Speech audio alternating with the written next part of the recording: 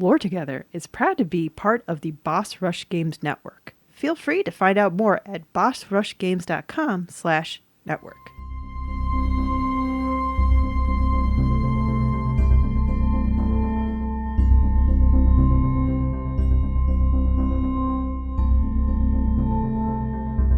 Hi, I'm Safi. And I'm Mystic. And welcome to Lore Together. This is the podcast where husband and wife team go over all the storytelling, world building, and characters of video games, because it's what we like to do together.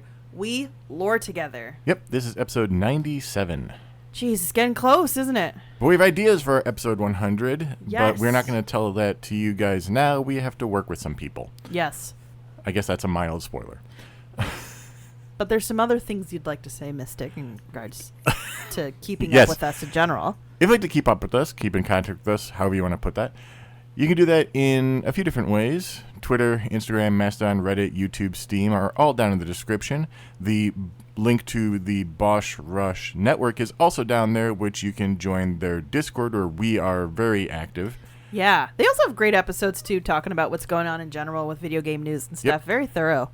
And if you'd like to contact us by email, you can do that over at loretogether@gmail.com. And if you would like to support the podcast, you can do that in multiple ways. One way is 5 stars, thumbs up, whatever it is, wherever you're listening, good review, however you put it. We appreciate those.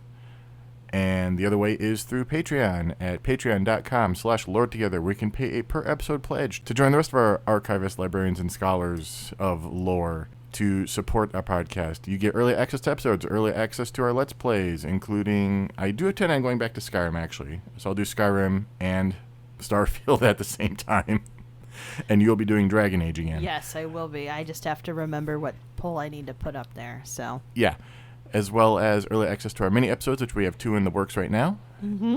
And anything else I'm missing? I don't think so. Randomly we get whims for crazy fun stuff. Yeah. So, that's kind of part of it too. Oh. Is like the regular stuff and the exciting, fun surprises. Yeah, you can vote what happens in our Mass Effect Let's Play. Yes, you can, which we do alternate Thursday. So the Thursdays after an episode releases to the public, we do a first hour live stream of the game, and then the alternate Thursdays we're doing the first Mass Effect. But speaking of what we do after an episode is released, Mystic, what the heck is this one on? 2 games, actually. 2 games?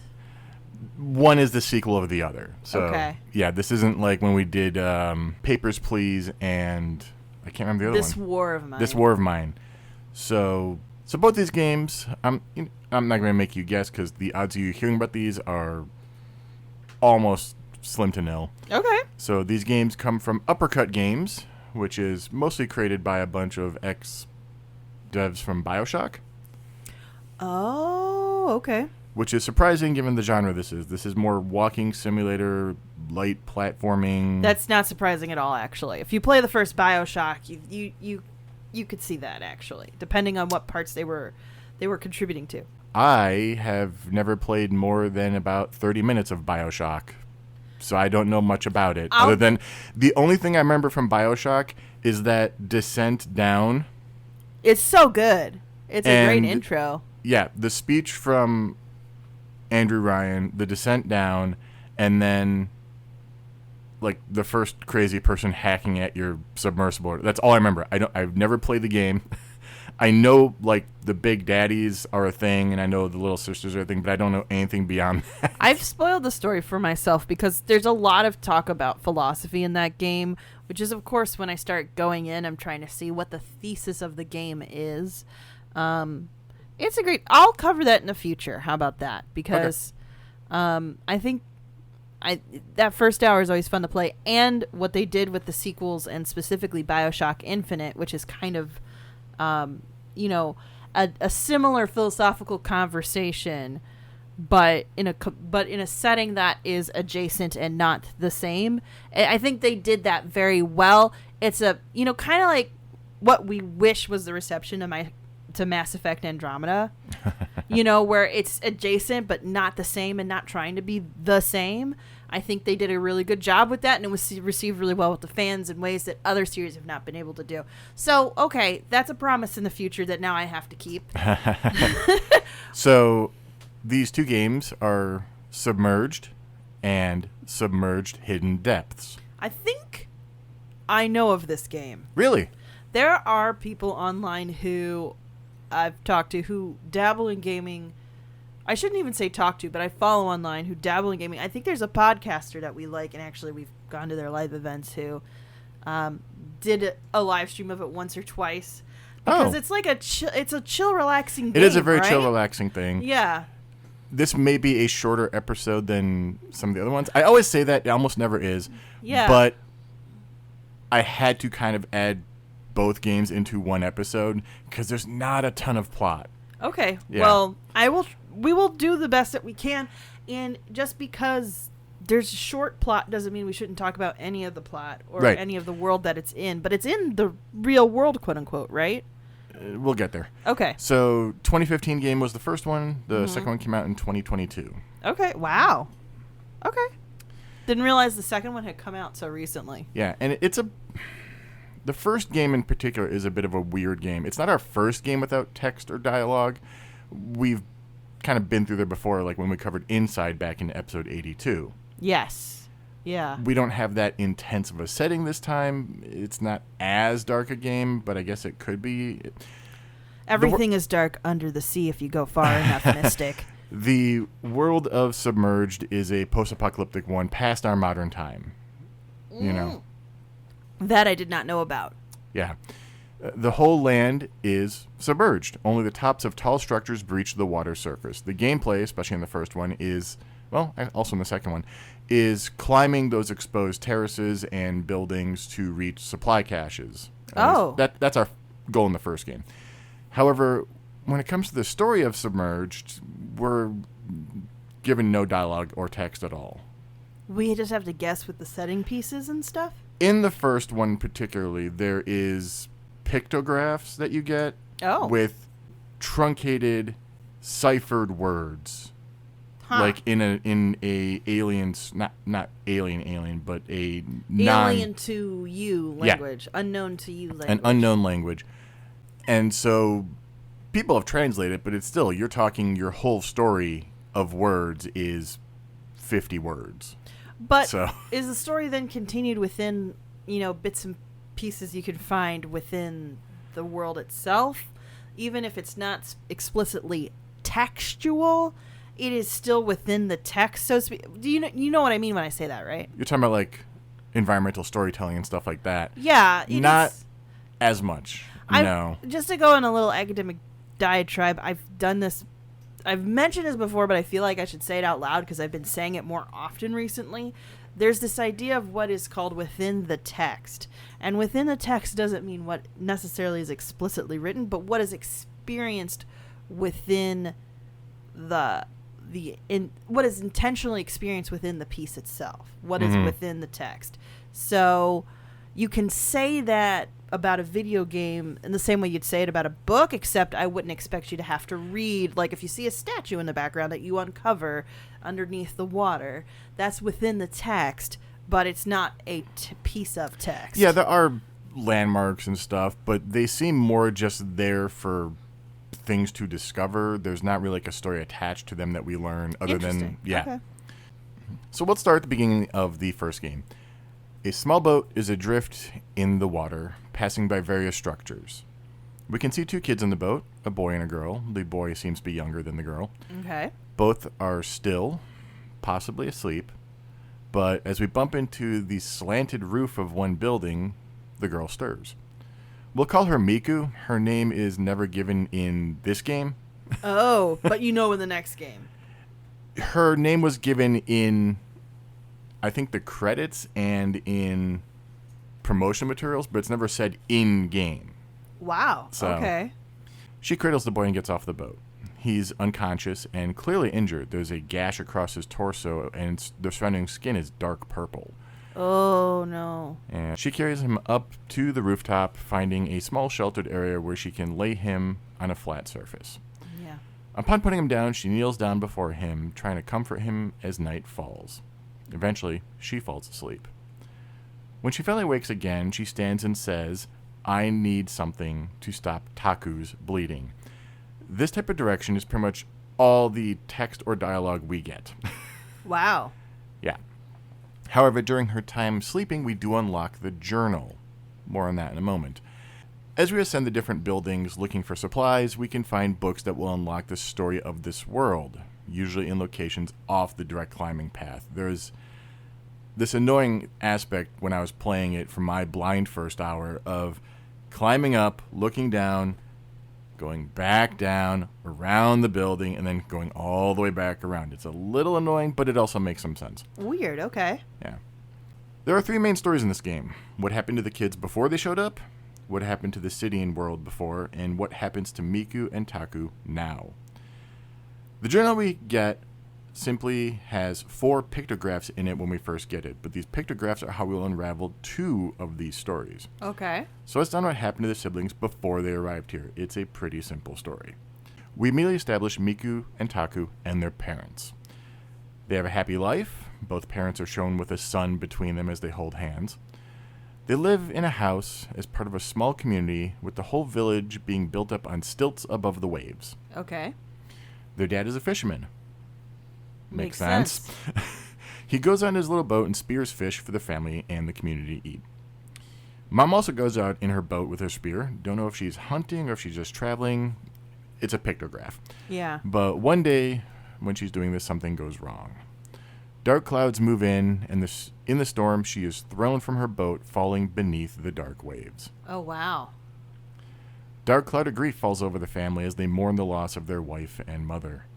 The father, in his sorrow, turns to drinking. Oh, no. The kids eat. Whether he provides enough for that or it's supplies, we don't know. Well, he drinks himself into a stupor. Eventually, Miku has had enough. She takes her father's bottle and throws it to the ground, shattering the bottle, destroying the only thing giving him reprieve from his guilt. Right. Enraged, he grabs his spear and chases Miku through the house. Wow. Miku runs from him as he swings wildly, but his spear finds a target in Taku, who had stepped in between them to try to stop his father's rampage. Miku grabs her brother as their father, furious at the kids or aghast at what he's done, it's kind of hard to tell, Yeah. cries out as Miku and Taku board their boat. The siblings sail for days, Taku's injury is getting worse and worse. Storms pick up and thrash the tiny boat until at last the storm passes and the boat drifts into a city of overgrown tops of buildings. They run aground on the only structure not covered with green growth, which is where we find them at the beginning of the game. Right. Okay. That's really depressing and sad. Miku has to climb up to 10 different supply drops, and each one can be spotted because there's remnants of red and white parachutes or cloth or whatever draped over the rooftop. Okay. Each one makes the little shelter where Taku rests more hospitable. We're getting bandages, food, fire. Yeah, so getting him comfortable so he can at least Recover. Try to recover, yeah. There are many creatures who inhabit the city. We can find dolphins who swim around the boat as we race around. Orcas splash as they jump into the air. Out past the city limits rest blue whales. You can spot schools of flying fish and manta rays. Sharks also swim these waters, and pelicans fly through the skies. There is one more creature, though, the Remnant, who seem to be some type of humanoid covered with green material. Uh-oh. We'll touch on that stuff in a little bit. And don't tell me it's a zombie standing. Or swimming. The city, though, has clearly been through some stuff. The world has seen better times, or perhaps it's easier to say that our civilization has seen better times. Wow. The world may be trying to heal. Humans still exist, but the world is drastically changed and may be better off without us. This is clearly an eco game, Yeah, I think, one of the wisest things that was said was that, we need the earth more than the earth needs us. We can do as much of it as we want to, but after a point, it will not sustain us, and the earth will still be here living on. Yeah. There will still be something that will outsurvive us, whether it's some sort of bacteria or lichen or roaches or who knows, just even like rats. something will out-survive us if we are not careful. Or, God forbid, we have a Ted Faro incident. For more on Ted Faro, check out our episode on Horizon Zero Dawn. Yes. In the past, there were cities on the ground full of people. More and more people. Cars, planes, pretty much our modern world, except growth kind of went unchecked. More cities dotted the world, more people inhabited the world. Yep, makes sense. We don't know quite what happened, but it started raining. A lot? Yeah, whether this is a global flood akin to global floods of many religions, or simply global warming raising waters further than we thought possible, much of the population dies off. Mm-hmm. Though, if you are saved by other humans who have floating structures, basically those small villages, people survive. It sounds like it's an immediate, constant rain. Based on the pictographs, yes. But as we know from numerous theologies, global floods can be regional. Yes. Because that is the whole world when that story is written. Yes. Yes. Yeah. That's man, I wish I had a good place to cite the conversation that's about things like that, because we're not trying to offend anybody. It's just that historically that's what the evidence points to anytime those are referenced in holy texts. So basically those survivors on those floating structures make up the entirety of the human race now. So that little village is it? No, there's numerous villages, but okay. In this game we only know of the one. Okay. So the other thing that is unknown is where this thing called, it's not called mass in the first game, but it's called mass in the second, so I'm going to call it mass. Mm-hmm. Where mass comes from. It's this, so somewhere from the deep abyss of this global ocean rises this green mass of something. Again, it's a bit hard to tell. We're dealing with pictographs, but it seems to be plant, algae, something. There's like tendrils and stuff. And this mass slowly choked the life out of the cities, covering them with green stuff that also killed the inhabitants. Okay, interesting. So even if like we were to go to the skyscrapers in Chicago and survive there somehow, the green mass could still claim us all. Yes. Okay. Eventually the waters receded a bit, leaving behind the ghost cities covered in mass poking out of the water. Mm-hmm. Someday the mass produces tentacles that shape and create new forms, fish and birds as well as humanoid shapes. This is all the creatures we see are kind of covered in mass. Oh, wow. Yeah. These come to live in the cities as the mass regrows what it has taken, leaving the humans in the villages alone. Okay, so it basically goes to the urban areas. Yeah. I'm going to jump the timeline a little bit and say it goes more for technological areas. Interesting. Okay. That's my guess. All right. Slowly, as Miku crawls all over these mass-covered buildings, she starts to change. Oh.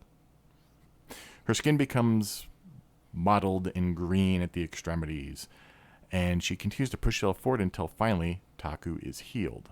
Okay.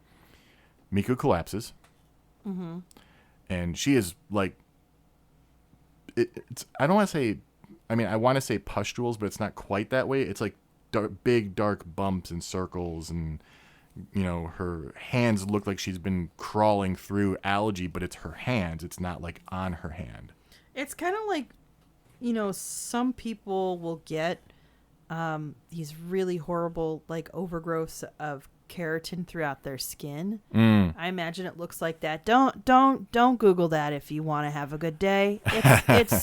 It's awful. It's gnarly. It looks very painful from what I can tell. But yeah, that's what I imagine it kind of looks like, what you're describing. And that's on her arms and legs? Or her extremities, basically. Okay. Yeah, and it's on her torso and stuff, too. Oh, man. Okay. Taku awakens to a strange sight as remnant surround his sister, glowing beams of energy cleansing her of the mass covering her body as they absorb it into themselves. Wow. So I'm kind of selling this a little short. You see these remnants pretty early on. I think after the first or second day, you can see one watching you guys, and then they slowly increase in number, which, creepy, but there's no combat in these games. So oh wow, it's just there for vibes. Honestly, it's a good, it does vibe well. Okay. So, but Miku watches as the mass leaves her body. Wow. Basically just sees her hands clear up and everything. And the siblings leave the city soon after. And I'm going to embellish here a little bit. Knowing that staying would endanger them both to repeating whatever this was. Yeah. Also, there's no real supplies here to work with. We kind of ransacked the whole area. Right, exactly. Cut to 7 years later and the events of the second game. 7 years later, wow. Yeah. Which it's been 7 years too. Yeah, exactly. So, I'm very impressed with how they figured that out. Miku and Taka are still in the flooded world. Obviously, that much is not going to change. They did not find the plug, and they did not swim down to unplug it, and like. So that's the funny thing. It's called Submerged. Do you think it'd be underwater? You never go underwater in these games. Yeah, actually, I think earlier I thought I saw somebody play this. I know of this game because I saw like a preview for it, but it wasn't the game I thought it was. I was getting it confused with Subnautical. Yeah, Subnautica. Yeah, Subnautica. Excuse me. We'll cover that eventually. Yeah. Okay. So they're still in the flooded world, finding another city to explore with a new art style. Oh, interesting. Yeah, there's a drastic difference between the art styles of first and second games. Interesting. Okay. The first one tries to be, I think, it tries to blend realistic structures and everything with realistic but stylized characters, and then the second game is just a lot more stylized, and I feel it works better for it. Yeah, when you have something that fantastical, I always like to lean in more towards something that doesn't look too realistic. I should preface that, though, when it comes to moving pictures. Because, like, I'll say, I'm just thinking back to, the Artist Alley at Gen Con. There's a lot of really good artists with fantastical pieces that were very, like, quote-unquote realistic in style. But I think they work better as a still image, like a captured moment. Like, ooh, I got a peek of something I shouldn't have, rather than, like, in a video game where I think more of a stylized approach works also for this. in video games, stylized tends to be a little bit more ageless. Yeah, that's It true, tends to last long without looking dated. Exactly. So anyway, art style changes aside, turns out that Miku has been forever changed by her time in the last city. Or the last game, technically, with a unique ability to heal the world and the black plant this time called Mass. So it's okay. They changed the look a little bit, but that makes sense. All right. Yeah, but she has, I forget which arm it is, but her arm basically has like tendrils on it that will bloom and flower. Oh wow, interesting. Yeah. Okay. This game also has dialogue. Ooh. It is not in English. It is a more simplistic language. For example, rather than saying I, Miku says Miku. So, third person referencing.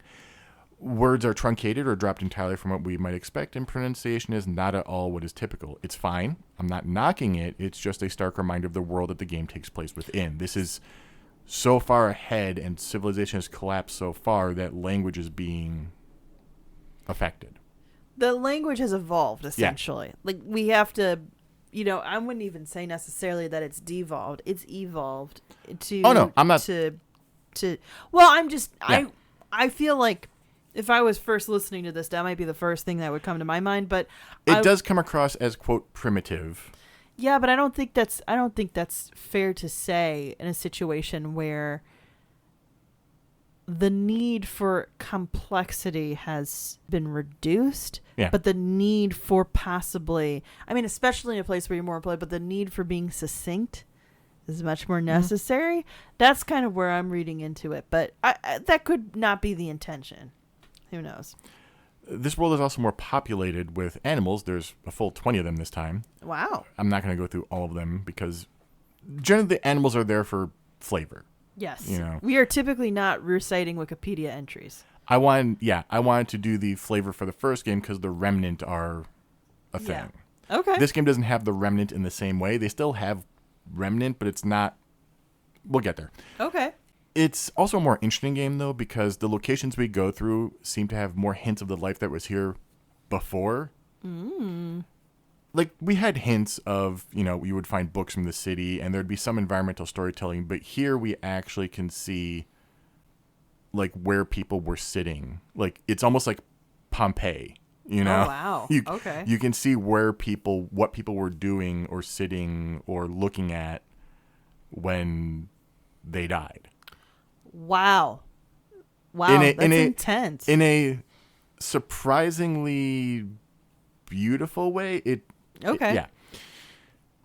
This time, though, Miku and Taku are both in this together, and they try to save this one city, or rather, Miku tries to save this one city, hoping Taku can forgive her for all of this. Basically, she has been cursed or blessed, depends on who you ask, Okay.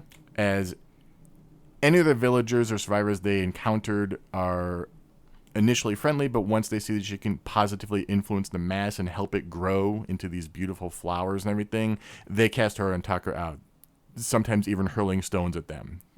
Wow. Okay. Yeah. You are connected to the thing that ruined our whole civilization.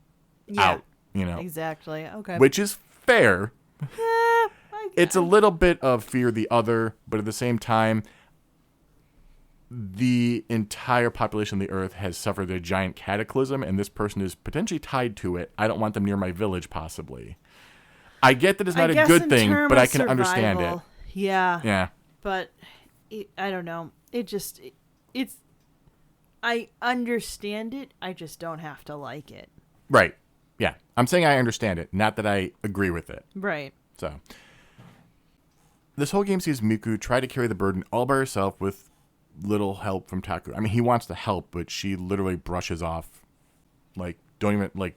Well, because no she doesn't want him to suffer the same effects, I assume. Right.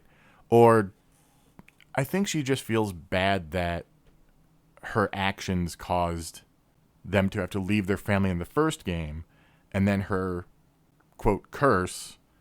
is causing them to not have a home. Yeah. Well, we'll just say it for the sake of, even though the character doesn't understand it, we understand it. Miku should not be blaming herself for calling out the injustice that she and her brother were dealing with. She shouldn't be. Yeah. She brushes him off a few times, or like literally just pushes his hand away, which hurts him, obviously. Yeah. And eventually it hurts her as they kind of grow a touch distant. It doesn't last, though. They're still there for each other at the end. Right. They're still siblings, and that happens. It's a lot to deal with. Yeah, exactly. Taku also gets some gameplay this time. He's the one who pilots the boat and is also the one who can dredge for relics, which is an optional thing, but you get some trinkets from the before times that they can display in their home, because they actually get a home this time. Oh, nice. It's not just a small little outcropping. It's not on a roof. It's an actual full dome that they have. Yeah, it works better as nice. Yeah. This city, though, has a more in-depth story than the last one. After the city was empty, only mass and remnants remained. People came back from the small villages in the area and lived in peace with the mask, weaving their own homes into the city. Oh, okay. One day, a giant storm surrounded the city, and for days it buffeted the structures and inhabitants. Then, the big man came from the storm. Literally just named Big Man. That's all we know. He came with offerings from the ancients, trinkets and treasures that were completely amazing to the people. The villagers, in turn, showed the big man how they lived with the mass in a mutually beneficial system. That was their big mistake. For the big man only saw ways to empower himself and his trinkets, quite literally. He took the seeds from the mass, which are giant balls of energy that fed the mass plants, causing them to flower and thrive. He uses the energy from the seeds to power electronics like lights, clocks, and music players and such. Okay. Very useful items in some ways. Right. But you have a light bulb, the villagers already have torches. Right. It's kind of an almost selfish pursuit at that point, right? Yeah. And clocks aren't necessary when the only thing you can really do to survive is like fish and maintain your fish, cook, maintain your home, clean up. Yeah. Keep each other safe. That's all you need to do at this point. So somehow he convinced them, the villagers, that these were actually extremely useful and very precious things, which eventually slowly assuaged any fears that they had about the weird technology. They followed him and his ideals to a worrying degree. What were some seeds when this could give us comfort and elevate a society. We could be just like the big man and the ancients. Okay. You know, they ended up exiling those who spoke out, including the elders who had guided them before the big man showed up. What were the elders in the face of such technology? You know? Yeah, exactly. And even though they had no need of said technology, the villagers began to hoard it. Interesting. Okay. This in turn required more seeds from the mass to power the tech. But it's no longer a reciprocal relationship, from what I'm understanding. Which in turn made the mass angry. Yep. We can see where this is going. Yep. We've seen what happens when the mass gets angry. It tends to bury and devour things. Yeah.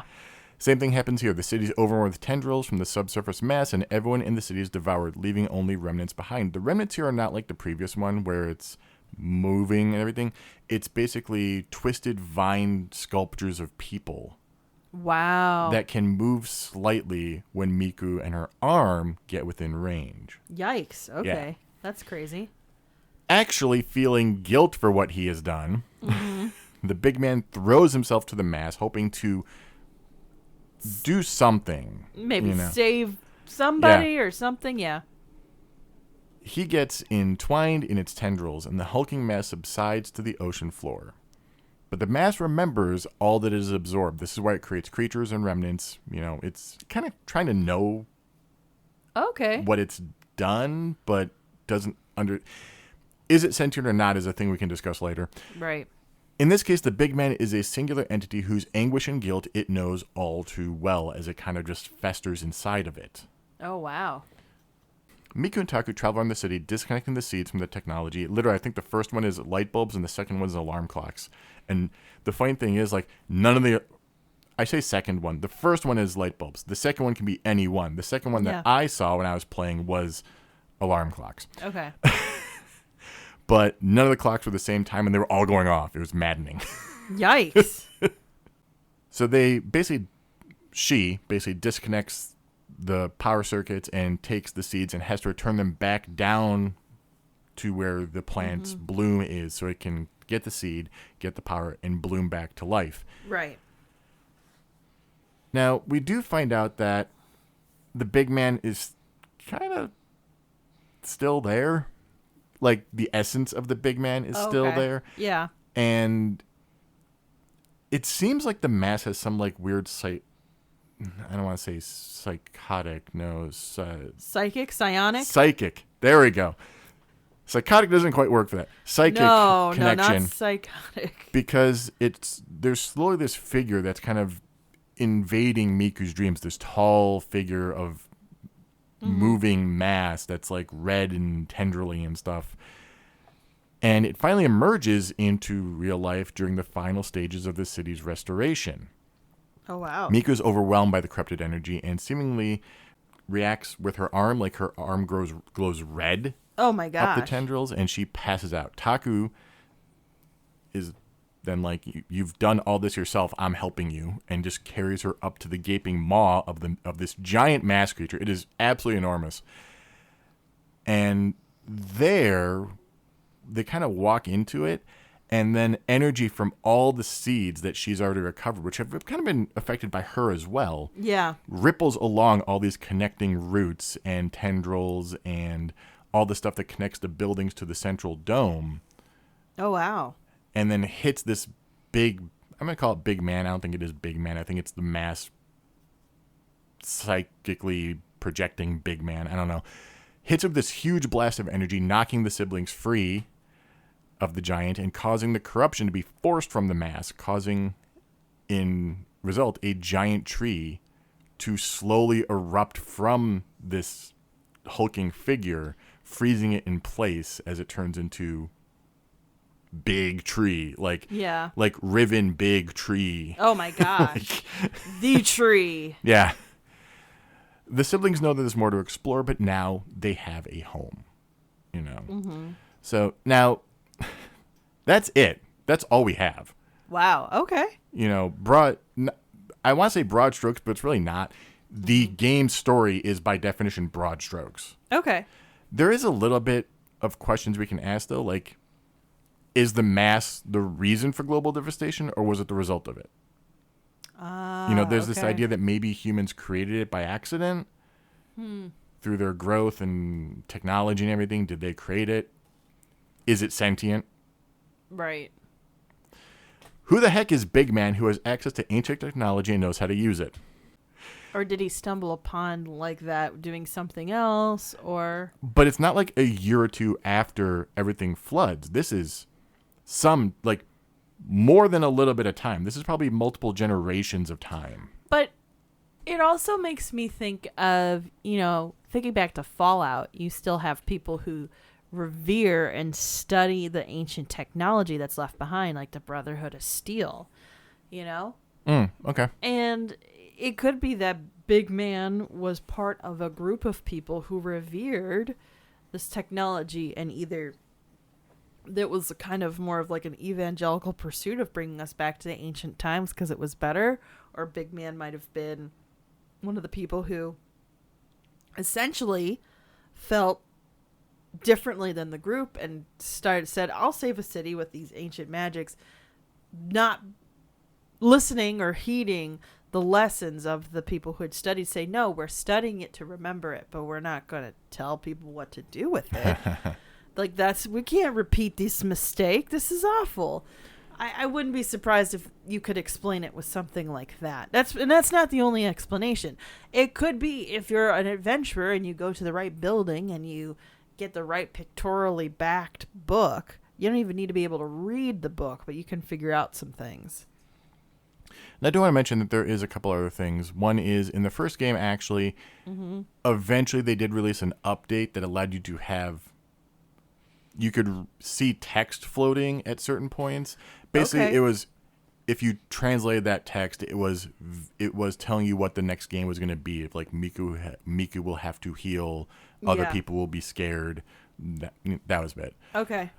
Also, this isn't a question at all. It's an observation. I don't know how else to put it. The building names in both games gave me a headache. How so? They're all real buildings, to some degree. There's a hotel in the first game that appears to be just a guest house or bed and breakfast in real life, but they just all come from all over the world. Oh, really? Okay. It makes no sense for them all to be anywhere near. Like, UK, Netherlands, Alaska are, off the top of my head, are three places I remember there being from. UK, Why? Like, Netherlands, Alaska. If we're talking about a fantastical future, if the mass has its own will and it can move stuff on its own, because we're not really worried about tectonic plates the same way. That's true. You could just be like, nom nom, I like this building. I'm going to move it millions of miles over closer to this building. Nom nom. I don't know. Millions of miles. Thousands. Hundreds of thousands. Hundreds just looping the planet. Where's it go? I don't know. It might not be a very efficient thing. It might change its mind later. Who knows? That's fair. But yeah, that's all I have for this one. Oh, well. I think that was an interesting... It'll be interesting to play it. Which one am I playing? 1 or 2? Second one, I think. Okay. It's More engaging? more engaging. There's more lore. It looks better. That's fair. So It's a that'll little be... bit there's still platforming, but it's a little bit less strict platformy. Yeah, you know how I feel about platforming. The platforming is very easy. It's kind of like Stray, if you remember how platforming was in Stray, where it wasn't... Okay. Yeah, it was more, I have to run across these things, just press forward and you'll... Yeah. The only platforming I can handle is the level of platforming I have to do in Baldur's Gate. You can jump and land right here if you do it right here. Okay, great. I'm going to do that. I don't even have to roll. Great.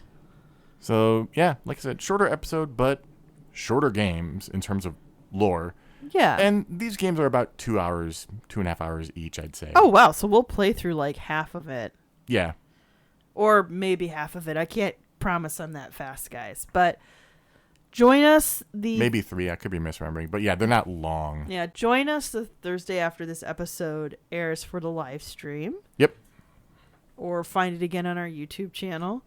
And otherwise, I think this was a pretty simple, easy game. I'm sorry, I'm so used to having stronger reactions to what you present, but this time it seems simple pretty plot, chill. Yeah. but there's still some stuff to get into. It's just there's some interesting ideas here, we just don't have the answers for them. Exactly. So okay. All right. Well, I think that's it then. Yeah. Thank you guys for listening. Thanks so much. Catch you next time. Bye. Bye.